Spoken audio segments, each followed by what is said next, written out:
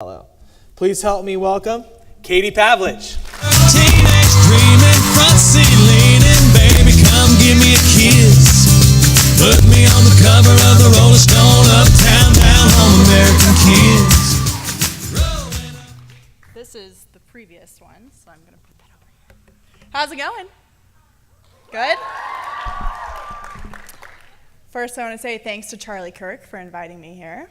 I think it's amazing that he was able to get 400 women in the same place to listen to a bunch of extremely important ideas that you're surely not hearing on your college campuses.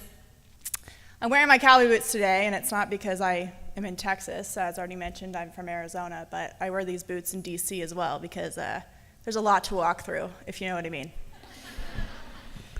Now, I know you're probably hoping for some red meat politics, but I'm actually going to talk to you a little bit today about leadership and some of the things that you can do to advance yourself, your career, and the people around you once you get out of college, and quite frankly, while you're in college, because leadership doesn't start at any age, or it can start at any age. Because 7 years ago, I started as an intern at townhall.com, moved across the country for the summer while I was majoring in journalism at the University of Arizona. Go Wildcats. And now, yes, bear down. And now I'm in charge of a team of 7 editorial employees, and that doesn't include interns. So it's been an interesting journey, and it's been a very fun one, and I've learned a lot on the way, and I want to share that with you. So first of all, good leadership starts with gaining experience. So I think that joining any kind of team is a really good way to do that. I played sports in high school, and I can't tell you how many times I look back even now, and it's been a long time since I graduated high school. I think my 10-year reunion is next weekend. I don't think I'm going to go. I wish that I could. Doesn't have to necessarily be sports, though. I learned so much just by being on a team and having other people depend on me succeeding in order for everyone to succeed. So whether that's joining an intramural sports team, whether that's joining a sorority, whether that's joining a speech and debate team, that can really give you a lot of leadership experience to kind of start you on your journey. Working a minimum wage job, especially at a restaurant. I remember my first job when I was 17 years old, outside of working for my parents at our family car washes, in blizzards, in the snow, on Easter, but that's a whole nother issue. I remember being hired by the owner of a restaurant that was actually at a country club where a lot of people visited, and it was kind of the hip, hot place in town for people to go in the summertime. And first of all, I couldn't even believe that he was going to hire me because it took one interview, and he said I had a job as a hostess. And I was too young to serve alcohol, so therefore I was too young to be a waiter. So I was a hostess, and when the waiters didn't bust their tables, I did it for them because I had a line of people waiting to be seated, and I wanted them to sit down. And that made the waiters very uncomfortable because that meant that they had to share their tips with me. And did they always share their tips with me? No, but that wasn't the point, right? I learned so much by just having a line of people standing, waiting to be seated, and doing a job that someone else wasn't doing, even though it was in their job description. Third thing I would offer on the experience side is get involved with those who are not necessarily your peers, meaning those who are older than you. When I was 10 years old, my parents sent me to diving camp, and it was a camp that was for middle schoolers and high schoolers. So you can imagine that was quite a challenge, but I learned a lot from that. When I was in college, I went to a conference in Washington, D.C., with my mother, actually, and I was probably the youngest person in the room outside of my mother by a good 50 years. But you know what that conference led to? It led to my first internship, which eventually led to my first job. And it led to a lot of mentors on the way as well. Fourth piece of advice in terms of the experience category I would offer you is traveling, especially after college if you have some time that you can travel before you start working. Nothing gives you more experience than being lost with a friend in a foreign country where they don't speak English, let me tell you. Not only will it challenge your friendship, but will also challenge your leadership skills. And also throughout the year, I think it's important to make it a point to take at least one trip, even if it's just for a weekend, to a place you've never been to experience the new things that travel has to offer and the challenges that come with it. The second major category I want to talk about today is stepping up your experience and finding mentors after you've gained some of your own experience. First, it's important to learn from great leaders. Margaret Thatcher, of course, is one of my heroes. K.T. McFarland is another one. My mother, my great aunt are two in my immediate family who I can look up to. And Dana Perino, who I'm sure that many of you know. Finding mentors is a very important part of growing in your own experience and your own leadership capabilities. And it's important that once you find mentors, that your work presents itself in a way that mentors come to you and want to offer you some of their advice. The third category is finding your leadership style. And this kind of moves you more into the workplace and having more responsibility once you get started with your career. There are three major types of leadership styles. There's authoritative, participatory, which is more democratic, and delegating type of leadership. Now, delegation is often something that is seen as not being able to get the job done or not being able to multitask, but really, delegation is two things. First, it's understanding that as a leader, you don't have to do everything, and in fact, you can't do everything. So it's very important to delegate the things that someone else can do a better job of doing than you can at the moment it needs to be done. And the fact is that no person is successful all on their own. They have a support system, a team of people, and delegating is important for your own success and for the success of others. Delegation also gives others opportunity, and you shouldn't see delegation as not doing your job or slacking. And you'll be more productive if you can accurately delegate as a leader. And as a leader, it's also really fun and important for your own growth to see those who you're working with succeed in the things that you assign them. The fourth big category is finding out who you are and how to carry yourself well. We just went over a couple of different formal leadership styles, but leading by example, I think, is the most powerful leadership style that you can think of and engage in.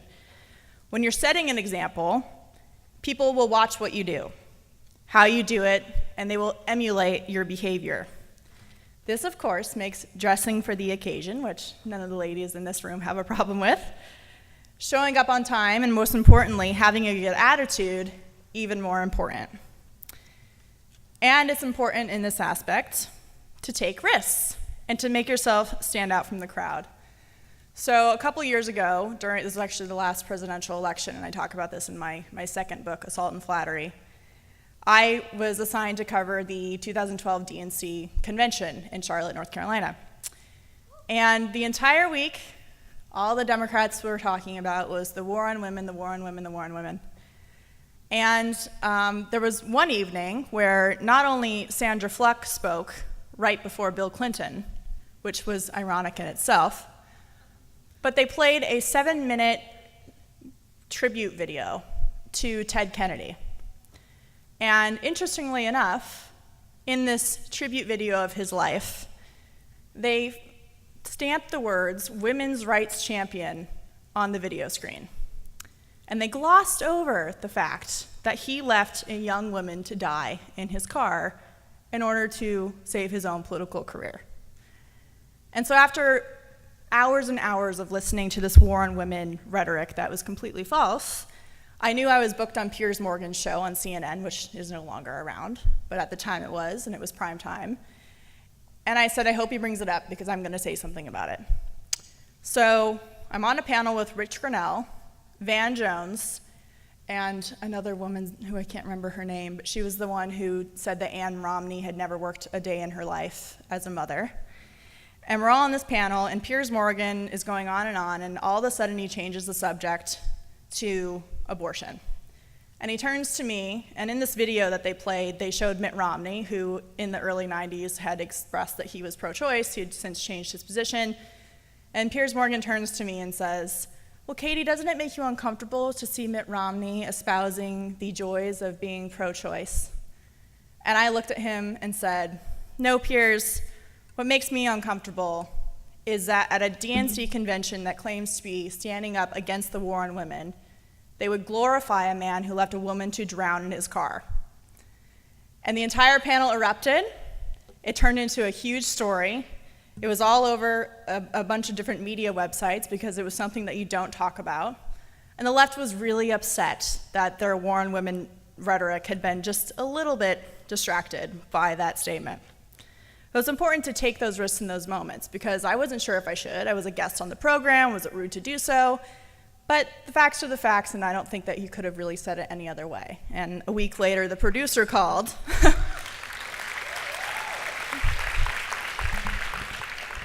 The producer called and said, well, you know, there's another way you probably could have said that. And I just said, no, there's not, but thanks for the advice. So, moving on from that, as you get some success in your career and you get some notice and people are applauding you for the gains that you've made, it's very important to stay humble but also strong, and your attitude becomes everything. And as Margaret Thatcher once said, being powerful is like being a lady. If you have to say that you are, you probably aren't. And let me tell you, if you don't humble yourself, believe me, God will. When I was, I think, 22, I was just right out of college working in DC. I got this big interview with Donald Rumsfeld. So excited, it's a big deal. I was gonna interview Donald Rumsfeld. We sat down, we started the interview, and thank goodness it was taped and not live, because I introduced him with him sitting right in front of me as the former Secretary of State. He is the two-time former Secretary of Defense. And the Defense Department and the State Department hate each other. So that was something I had to apologize for, and he was very gracious, and luckily he allowed me to start the interview over. So it's just something to keep in mind when you're doing these things. Another story I can tell you was right after the 2012 election. I was running into the Fox green room, and I was running late as usual, which is not a good thing. And I was going around the corner, and you know when you go around a corner and you're almost hit someone because you're going so fast? Well, Rick Santorum was standing right there. And I went, oh, okay. And instead of just shutting my mouth and saying, hello, sir, I said, hello, Mr. was almost president. Yeah. And you know when they say that you're in a hole and you should stop digging? Well, I didn't. I then continued to open my mouth and say, we were gonna run again, right? I mean, right? And at that point, he wasn't saying anything back, he was just looking at me. So I sat down and I finally shut up. So you'll have these moments of humility as you gain some success, and they're always pretty funny, and if you can laugh at yourself, you'll take them in a much better way. But those are funny things. You know, sometimes when you're in leadership positions, actually pretty often, you'll sometimes encounter a crisis, and it is crucial to keep your cool, because if you freak out, the rest of the people who you're leading in your team will also have a big problem. When you're in a leadership position, there shouldn't be any whining. And it's really important to find the silver lining even in the worst of circumstances. And positivity can go a really long way. There's nothing that can kill a project or kill a team faster than the leader being negative or whining about all of the things that they have on their plate. Now, this next topic goes into kind of the public atmosphere of how you carry yourself, privately, publicly, and on social media. Does anyone remember, I think it was last year, the ESPN's reporter who got suspended for yelling some very unkind things at the tow truck company? Well, I've had my car towed, so I can understand where she was coming from. However, because we live in an age where if you're a public person or any person, anything you do or say can be promoted on social media and you will be held accountable, it's very important to carry yourself in all aspects of your life in a way that if the whole world was watching, you would be proud of. Now, the next thing is work ethic. And keep in mind that work ethic is very important. You don't get to a leadership position without it. And although work is important, it isn't everything. KT McFarland told me a story once about how when she worked for Richard Nixon, she was in the room when he walked in to announce his resignation. And he walked in with his wife and his family as the most powerful man in the world, and he walked out with nothing. So it's really important to understand that friends and family are the structure that give you the ultimate strength to succeed, and without them, you'll eventually feel empty and alone. So as you're succeeding, as you're gaining, as you're working a lot, which is required, especially in the kind of things that you guys want to do, it's important to not allow the relationships that you think will always be there to kind of fall by the wayside. And it's important to never lose track of who you are, and it's important to check in with your own moral compass. I often do that by going home to Arizona or going out, finding out what makes you feel better, that kind of thing. It's a pretty important part of leadership. And a lot of time leaders are told that they can't have any kind of emotions or laid back time, but it's important in terms of recharging. So the final category I'll talk about before I take some questions, and this is the hardest category to perfect, and I don't actually know if you can ever perfect it, is communication. Communication is how teams win and lose. How many times have you seen two baseball outfielders crash into each other and lose a game, right? It's all about communication. Communication is how companies succeed and fail, and it's how relationships thrive or suffocate. So when it comes to communication, there's some key things that you have to know and be willing to do. You have to be honest. You have to be capable of apologizing. You have to be capable of taking responsibility when things go wrong, and not because you got caught, but because you know something is wrong and that you should take responsibility for it. It's important to start tough conversations rather than avoiding them. It's important to ask for feedback and to be willing to accept productive criticism. And it's very important not to take things personally or to turn molehills into mountains. It's very important to learn from failure and to be better because of it. I want to close before I take your questions by telling you to always be willing to grow and to learn. The best leaders are the ones who are constantly understanding that they don't know it all, that they're willing to take advice from people around them, willing to see others succeed, and learning from your experiences, good and bad, and always keeping a positive attitude no matter how hard things get. Take risks, travel, introduce yourself to people you admire and people who you would like to be your mentors, and reach for the stars, because if you work hard enough, you might just become one. Thank you, and I'll take your questions.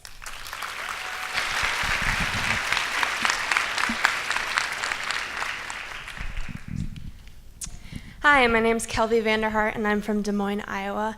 And my question for you is this. So just a little background. I am a strong conservative. I'm politically involved. I was on the Cruz campaign, worked for a Republican Iowa state representative, and I write for Hypeline and a few other websites. However, a lot of people write my accomplishments off and say that it's not due to my hard work. It's due to the fact that my parents were conservative, or that my dad is editor-in-chief of the largest conservative news site in Iowa and one of the larger ones in the Midwest, and that, I was given things. So what would your feedback be to these people who write you off, especially from the left, saying you're white, you're privileged, you're just following your parents' rhetoric? Well, the white privileged folks are always going to write you off. Tell a quick story. You know how Facebook got in all this trouble a couple weeks ago for allegedly suppressing conservative news, right?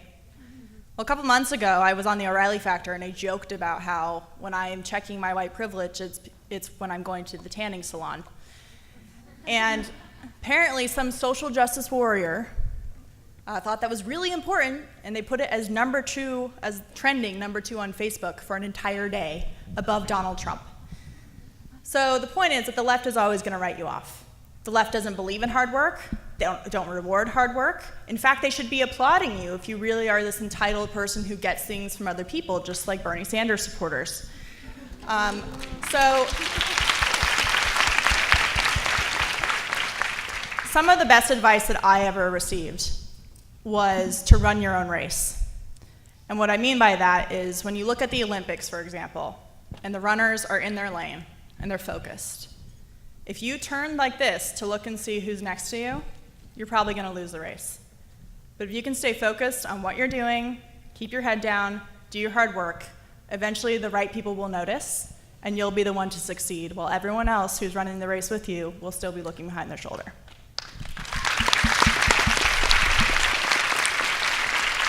Hi, T. Statman, University of Arizona. Bear down.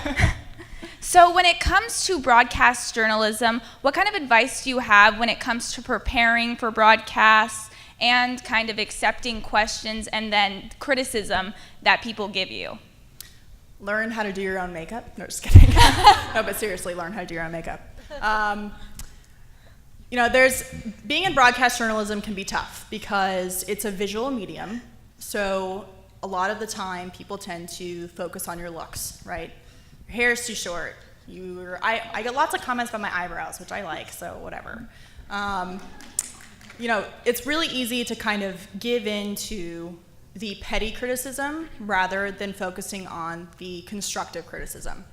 So when you're in a field where you're a public person, there's pressure, whether you're at a local news station or on a national cable network. There's a lot of pressure to maintain your composure at every single hour of your day, right? But in terms of handling feedback and criticism, take it from the people who are important, so your boss and people who are watching you, who are giving you positive feedback and maybe giving you advice rather than serious negative criticism. And then separate the petty, trolling, just obnoxious comments, because it's not criticism, it's just obnoxious, from constructive criticism. And it's really important to be able to take that and learn and grow from it and improve yourself that way. In terms of the technical aspect of things, it's very important when you're in broadcast to watch yourself. I remember when I first started out, I was doing this a lot in the chair, and you just don't notice that you're doing it, right? My most recent thing has been that I blink a lot, and it's probably because the lights are so bright, but it's something that you don't notice unless you watch yourself. So watching yourself and critiquing on your own is good. And then again, going back to what I said about mentors, try to find someone who's been doing it longer than you have, and ask them for just a small portion of their time to give you some feedback about what you can do better to improve and do a better job in your position. So that's what I would say.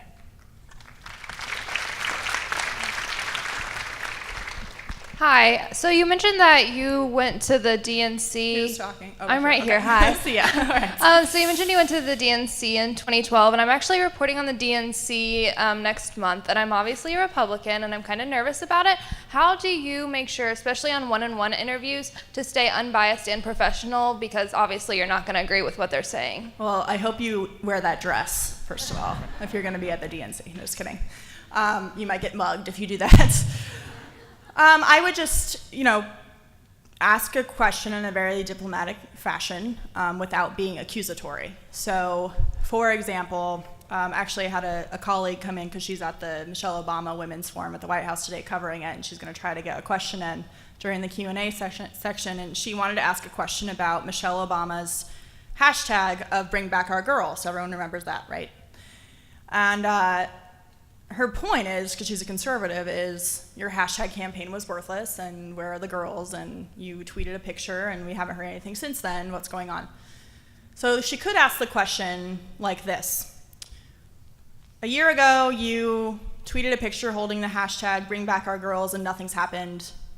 Can you explain that? Or you can ask the question in the fashion of, thank you so much for having us here today. First Lady Michelle Obama, you were heavily involved with the social media Bring Back Our Girls campaign, considering that was a very important issue to you. Just wanted to know if you could give us an update on the status of the girls who were kidnapped. So there are ways to do it in a way that the first one is very accusatory. The second one is more diplomatic and to the point of staying based on the facts. So just because you're a conservative or Republican doesn't mean you can't be a reporter. Liberals ask questions all the time, and they're liberal, so you'll be okay. Just try to keep the accusatory statements out of your question. Right here? Yeah. Hi, I'm Annalise Fritz. I'm from Illinois. Whoop. I recently just finished your book, Assault and Flattery, and it was incredible, by the way. I'm glad you liked it. You talked a lot about third wave feminism in it, and kind of like how it's changed from actual feminism. And I was wondering, how you would kind of like give the argument that third wave feminism isn't actually pro-woman, but it's against actual like being pro-woman. It's not true feminism. Yeah, and this is why I wrote a book about it, because it's a more in-depth answer than really, I think, a 2-minute answer to your question now. But when you're in a debate with a third wave type feminist, there are really kind of 3 things that come up. There's promotion of big government, which is not good for women in any shape or form. You can look around the world and see that big government regimes, whether they're socialist countries in Europe or whether they're communist regimes in China, women have far less economic opportunity, not to mention the opportunity to live live a life. The second is that they bring up women's reproductive rights, and I think that the easiest answer to that is, well, we happen to believe that women who are unborn also have the same rights as you do. And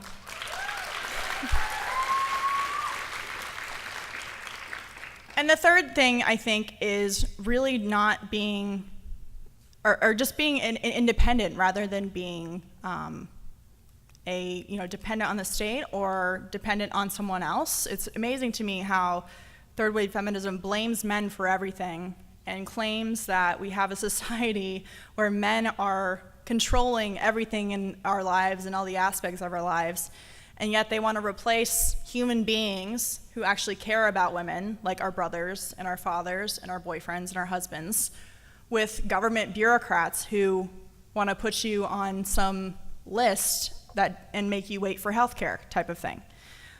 So I would say that, being an independent, strong woman doesn't require that you hate the other sex. And I think that those are probably the 3 biggest categories. But you can read my book to find out more about that.